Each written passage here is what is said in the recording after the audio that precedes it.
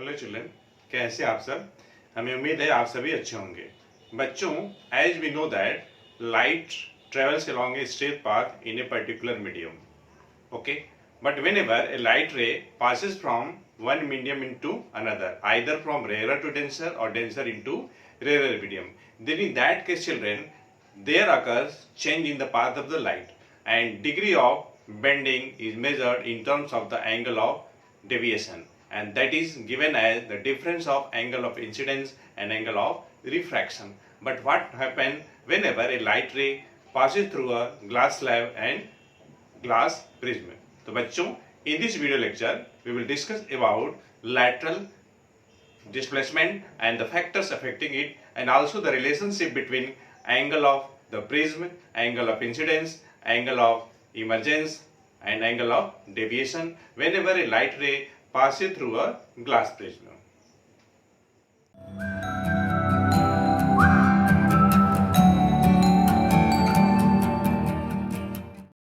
बच्चों, we will discuss about refraction of light ray through a glass slab.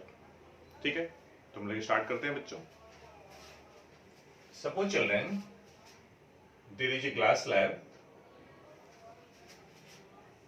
and actually this is the outline of a glass slab, children,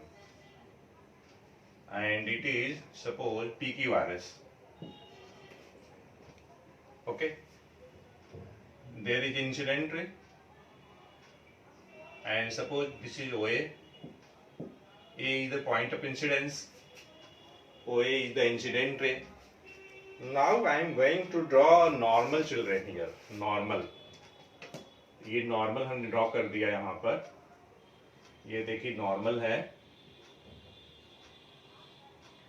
Normal is a line, children, which makes an angle 90 degree with the PQ and as well as SR also, and O here N here, and suppose this is the M here. Okay, this angle is the angle of incidence here, I. Since OA traveling from air and here glass, that's why this ray OA will bends towards the normal की तरफ bend कर जाएगी, और ये bend हो गई है ऐसे. ये आपका रिफ्रैक्टेड रे हो गया. मान लीजिए आपका ये B है, P पॉइंट ऑफ इंसिडेंस है फॉर द रे AB के लिए एट द पॉइंट B. अब देखिए B पर भी एक नॉर्मल खींचते हैं. यहाँ पर ये हमने नॉर्मल खींच दिया. अब देखिए ये सेकेंड नॉर्मल है.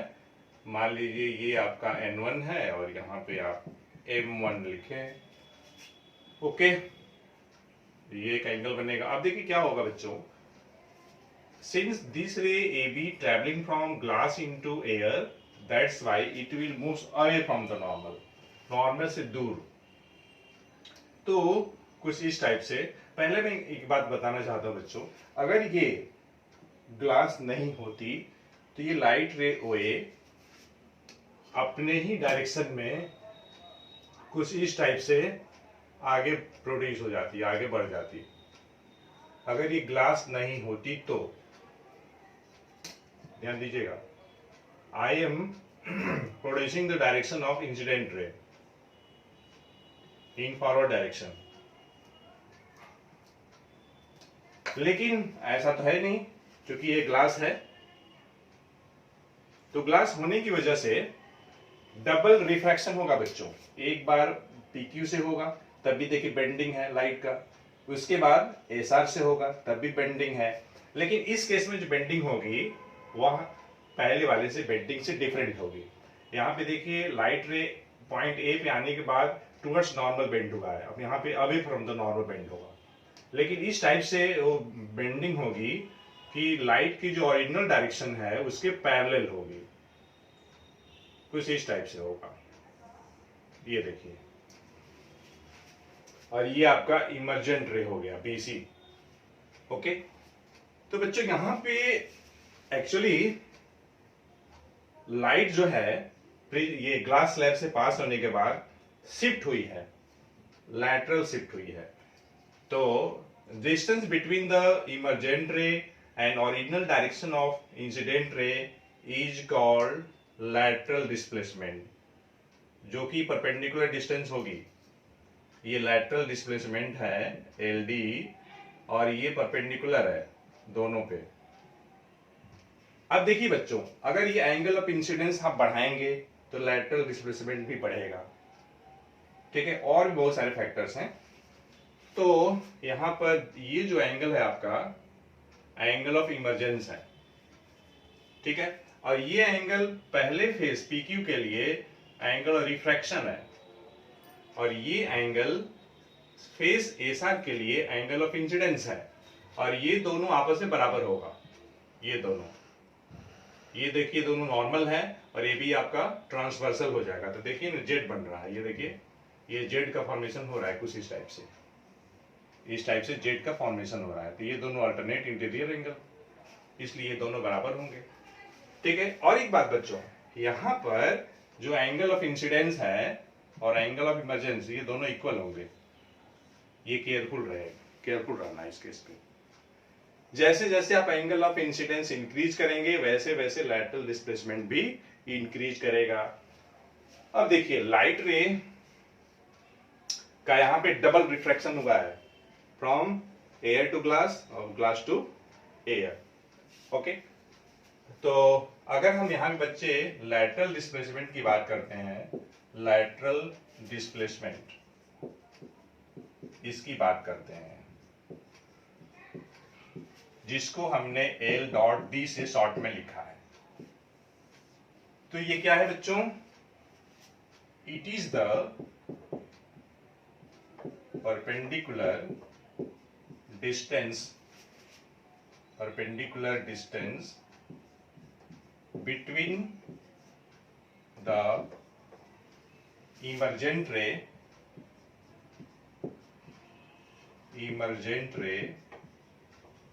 and original direction of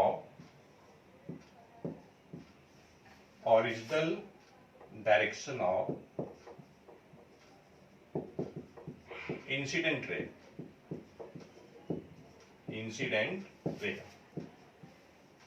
ठीक है। फिगर में आप देख ही रहे हैं, ये आपका लैटरल डिस्प्लेसमेंट है। अब देखिए बच्चों, भी कौन कौन से फैक्टर्स हैं जिसपे लैटरल डिस्प्लेसमेंट डिपेंड करता है। तो factors affecting the lateral displacement. तो देखिए पहला फैक्टर क्या है, इसके लिए एक चीज बताता हूं बच्चों। देखिए लैटरल डिस्प्लेसमेंट के लिए एक एक्सप्रेशन है, ध्यान दीजिएगा। लैटरल डिस्प्लेसमेंट के लिए आपका x sin I minus R upon cos R, ये मैथमेटिकल एक्सप्रेशन है लैटरल डिस्प्लेसमेंट के लिए। इससे थोड़ा सोचने में सही रहेगा। कैसे? पहला देखिए बच्चों, lateral displacement depends on the angle of incidence, इस पे डिपेंड करेगा। तो देखिए lateral displacement will be directly proportional to the angle of incidence। अगर एंगल ऑफ इंसिडेंस अगर इंक्रीज होगा तो लैटरल डिस्प्लेसमेंट भी इंक्रीज करेगा, डिक्रीज करेगा तो डिक्रीज करेगा। तो अगर दो क्वांटिटी कुछ ऐसी हैं जिनमें साथ साथ इंक्रीमेंट हो रहा है, मान लीजिए लैटरल डिस्प्लेसमेंट और ये आपका एंगल ऑफ इंसिडेंस, अगर ये बढ़ेगा तो ये भी बढ़ेगा, ठीक है। अगर ये आपका घटता है एंगल ऑफ इंसिडेंस, ये भी घटेगा। तो ऐसे केस में हम ये कहते हैं बच्चों कि ये दोनों जो क्वांटिटी होंगी both will be directly proportional to each other. अब देखिए सेकंड फैक्टर क्या है, आपका x पे डिपेंड करेगा। x क्या है बच्चों? Thickness of the medium. Medium में यहाँ पे ग्लास स्लैब से मतलब है, thickness of the glass slab. Glass slab की बात यहाँ हो रही है बच्चों। तो देखिए लैटरल डिस्प्लेसमेंट यहाँ भी डायरेक्टली प्रोपोर्शनल है। मतलब ये हुआ बच्चों कि lateral displacement will be also directly proportional to thickness of the medium, ठीक है। अब देखिए थिकनेस से यहां सेंस बच्चों इससे सेंस है, ये आपका एक्स है, ये ध्यान दीजिएगा, दिस इज एक्स हियर, ये एक्स है।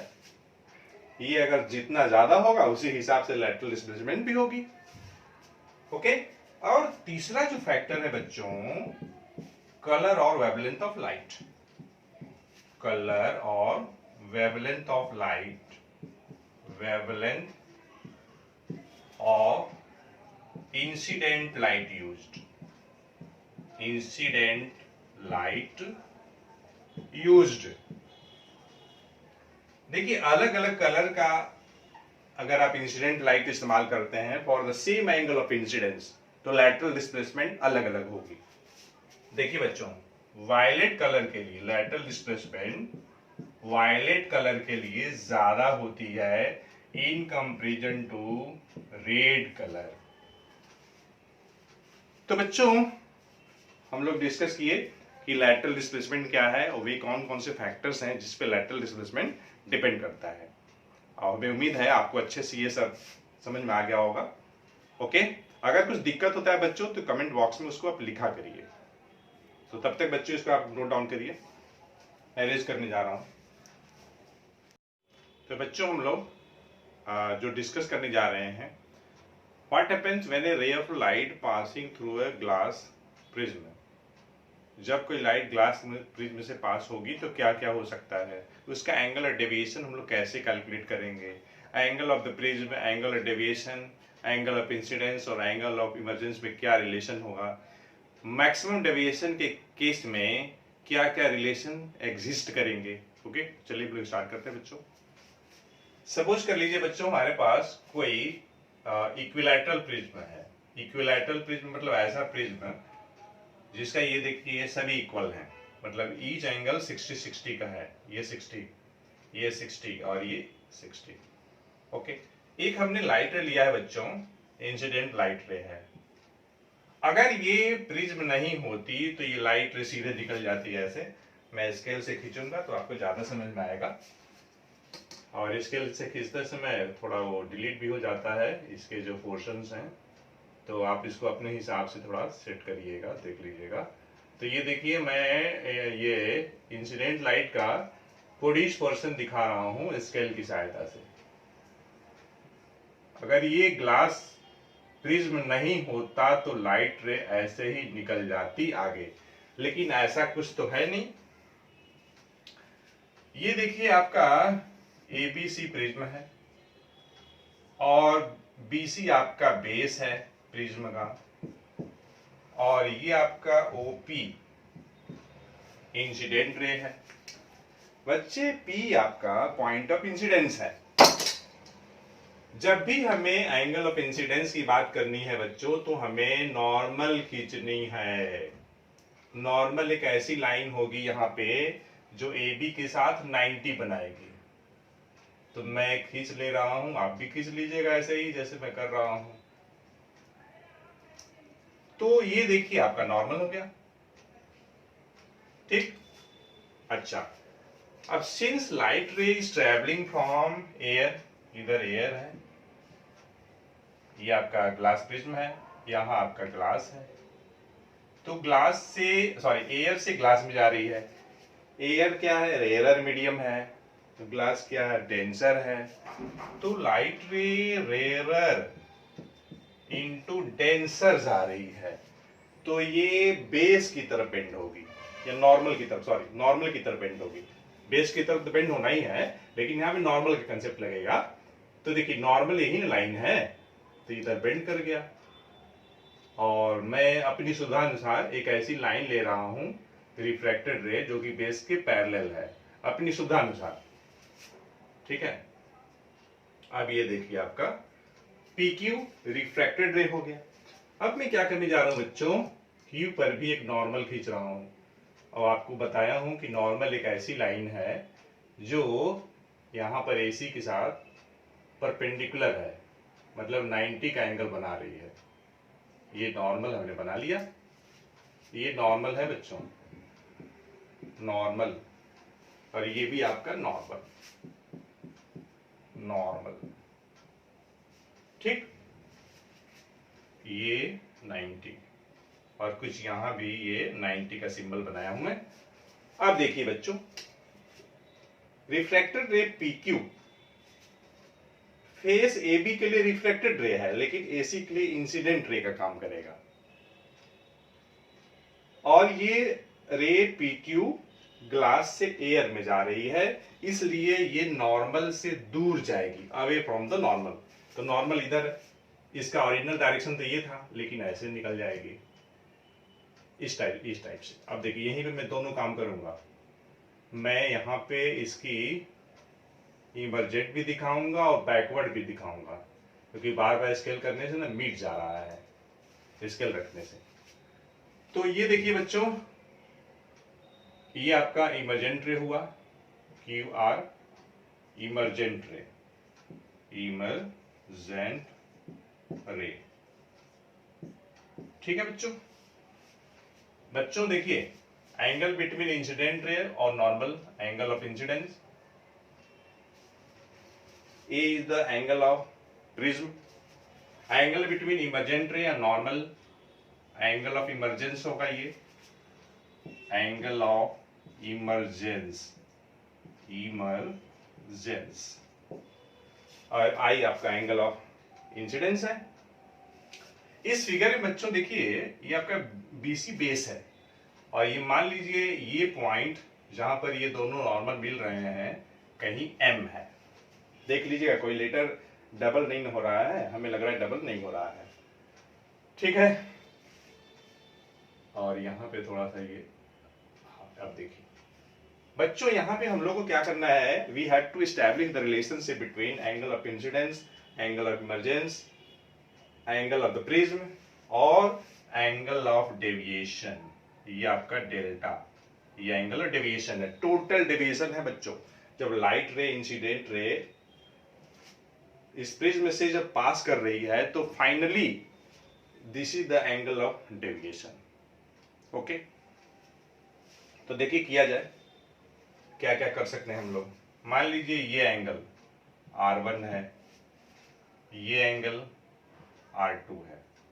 ठीक है, देखिए बच्चों, from the face AB this is the angle of deviation, ये पहला एंगल ऑफ डेविएशन है फेस AB के साथ। लाइट ऐसे जा रही थी, ये देखिए, और यहां इतनी बेंड की है, ध्यान दीजिएगा।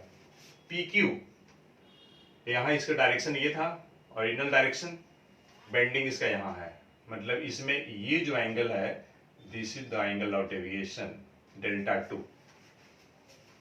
अब देखिए फिगर हमारे पास रेडी है, हम लोग इस पे अब ट्रीटमेंट करेंगे फिगर का, क्या क्या ट्रीटमेंट कर सकते हैं। तो पहले मैं स्टार्ट कर रहा हूं बच्चों, इन क्वाड्रिलेटरल का सिंबल बना रहा हूं, इन क्वाड्रिलेटरल APMQ। तो बच्चों, we know that the sum of all four angles of a quadrilateral 360। तो देखिए बच्चों, ध्यान से देखिएगा, ये एंगल है, और देखिए मैं डायरेक्ट लिखूंगा APM 90, AQM 90, और एक आपका एंगल ये है इन क्वाड्रिलेटरल APMQ में। तो बच्चों मैं डायरेक्ट लिख दे रहा हूं, angle A plus angle PMQ equals to 360 degree minus APM, angle APM plus AQM, और ये ईच 90 है, मतलब 180 हो जाएगा। तो 360 माइनस 180 था आपका 180 आ जाएगा। तो इस तरीके से बच्चों हमारे पास एक रिजल्ट हो गया, A plus angle PMQ equals to 180 degree, और ये मान लीजिए 1 है, और इसे आप पिक्चोरियल रिप्रेजेंटेशन के रूप में बॉक्स में बंद कर लीजिए।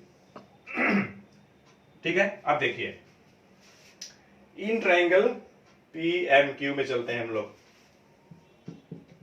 इन प्लेन ट्रायंगल PMQ,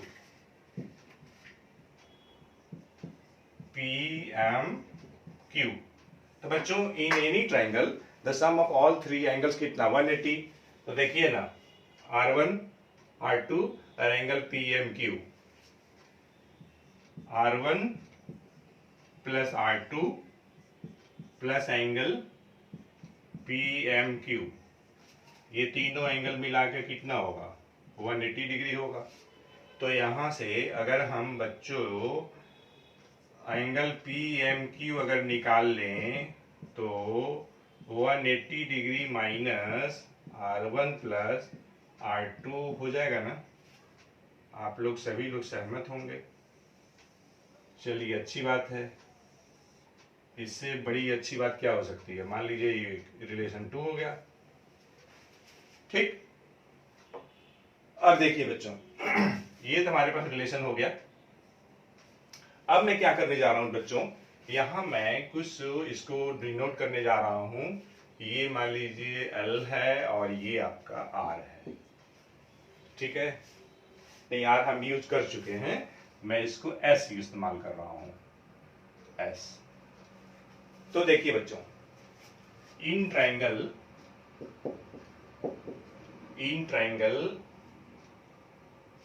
PLQ, देखिए यहां पर PLQ, this angle is the exterior angle. तो बच्चों, by exterior angle sum property of triangle we know that in any triangle exterior angle is equal to the sum of its interior opposite angle। तो देखिए बच्चों, यहाँ पे ये जो delta है ये डेल्टा 1 और डेल्टा 2 के बराबर होगा। ये दोनों इंटीरियर अपोजिट एंगल है, ये आपका एक्सटीरियर है डेल्टा। तो मैं लिखने जा रहा हूं डेल्टा बराबर डेल्टा 1 प्लस डेल्टा 2। ठीक, अब देखिए डेल्टा की वैल्यू, डेल्टा 1 फिगर में देखिए यहां पर ये, तो I minus R1 plus delta 2, यहां देखिए ये, तो E माइनस R2, अब देखिए थोड़ा ग्रुपिंग कर लीजिए, I और E को एक साथ कर लीजिए और R1 R2 को साथ में रख लीजिए, और ये मान लीजिए आपका 3 हो गया, और ये डेल्टा की वैल्यू हो गया। अगर बच्चों 1 2 का इस्तेमाल किया जाए तो क्या कुछ हम पा सकते हैं क्या? बिल्कुल पा सकते हैं। देखिए यहाँ पर एंगल PMQ, यहाँ भी देखिए, तो अगर हम एंगल PMQ अगर यहां से निकाल दे 1 से, तो 180 माइनस ये हो जाएगा, जो कि यहां पे रख ले। तो मैं क्या करने जा रहा हूं बच्चों,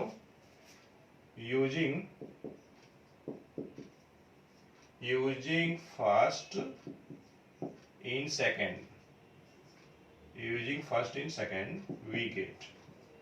आप अपने हिसाब से बच्चों सेट कर सकते हैं। तो देखिए, फर्स्ट से एंगल PMQ निकाल लिया तो 180 माइनस ए आया, तो मैं यहाँ पे लिखने जा रहा हूँ 180 डिग्री माइनस ए, और ये देखिए PMQ तो है ही यहाँ, 180 डिग्री माइनस R1 और ये प्लस R2, ये देखिए ये कैंसिल, तो कितना आ गया हम लोग को मिल गया R1 plus R2 equals to A मिल गया। अब देखिएगा ध्यान से, ये हो गया 4। R1 प्लस R2 की जगह पे क्या रख लेंगे? ए रख लेंगे। तो using 4 in third we get. तो देखिए बच्चों, delta equals to I plus E, और R1 प्लस R2 के लिए ए रख लेना है। अगर आप ए को आप लेफ्ट हैंड साइड लाते हैं तो देखिए आपके पास रिजल्ट क्या मिलेगा, I plus E equals to A plus delta. तो बच्चों, इस तरीके से हम लोगों ने ये सीखा कि the sum of angle of incidence and angle of emergence equals to the sum of angle of the prism and angle of deviation, in which case whenever a light ray passing through a prism, तो बच्चों हमें उम्मीद है ये आपको बहुत ही अच्छे से समझ में आ गया होगा। तो बच्चों इस वीडियो लेक्चर में इतना ही।